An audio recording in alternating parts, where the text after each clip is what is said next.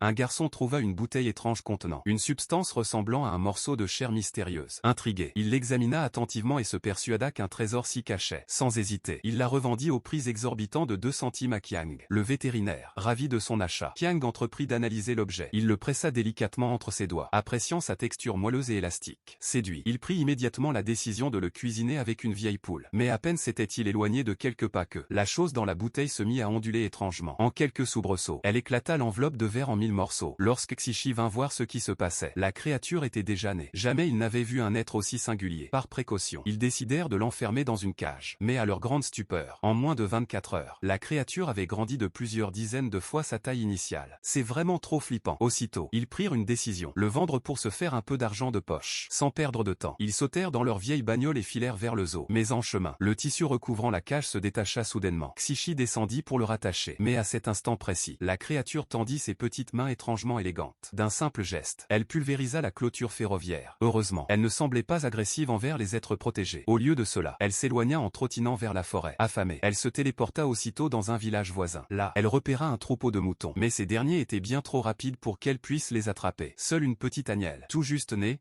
restait immobile, innocente et sans méfiance. La créature la fixa longuement. Mais face à tant d'adorable naïveté, impossible de la dévorer.